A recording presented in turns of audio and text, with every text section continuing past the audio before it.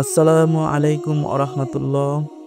আশা করি আল্লাহর রহমতে আপনারা সবাই ভালো আছেন। আপনার জীবনে কি কোনো দোয়া আছে যা এখনো কবুল হয়নি? আপনি কি এমন একটি গল্প শুনতে চান যা আপনার ঈমান বাড়িয়ে দিবে? তাহলে এই ভিডিওটি আপনার জন্য। আজ আমরা জানব অবিশ্বাস্য কিন্তু সত্যি ঘটনা, যেখানে একটা মানুষের বিয়ের দোয়া এমনভাবে কবুল হয়েছে যা কেউ কল্পনাও করতে পারেনি। এই গল্পটি একটা তরুণের। তিনি খুব দিনদার, আল্লাহর উপর অগাধ বিশ্বাসী, কিন্তু একটা বিষয় তাকে খুব কষ্ট দিচ্ছিল। তিনি অনেক দিন ধরে চাচ্ছিল আল্লাহ যেন তাকে দিনদার স্ত্রী দান করেন। অনেক চেষ্টা করেছেন, বন্ধু বান্ধবী আত্মীয় স্বজনের মাধ্যমে প্রস্তাব পাঠিয়েছেন, কিন্তু কোনোভাবেই তার উপযুক্ত মেয়ে পাচ্ছিলেন না। একদিন তাকে এক আলেম পরামর্শ দিলেন, আল্লাহ যদি তোমার দোয়া কবুল না করেন তাহলে তিনি তোমার জন্য আরো ভালো কিছু রেখেছেন। তুমি তাহাজ্জুদ পড়ো, তুমি ইখলাসের সাথে বিশুদ্ধভাবে আল্লাহর কাছে চাইতে থাকো। এই কথা শুনে তিনি একদিন গভীর রাতে উঠে তাহাজ্জুদ নামাজ পড়তে লাগলেন।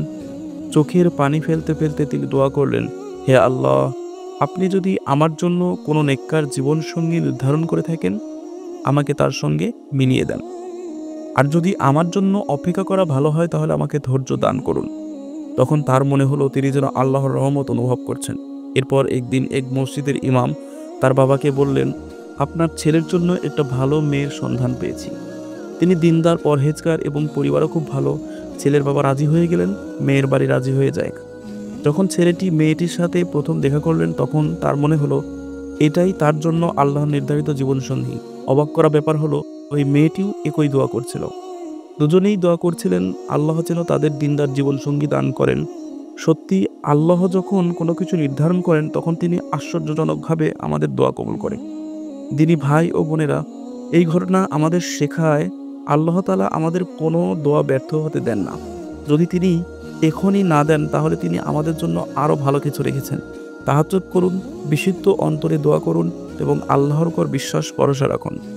ভিডিওটি ভালো লাগলে লাইক, কমেন্ট, শেয়ার এবং সাবস্ক্রাইব করে আমাদের পাশে থাকবেন, আমাদেরকে উৎসাহিত করবেন। আল্লাহ হাফেজ।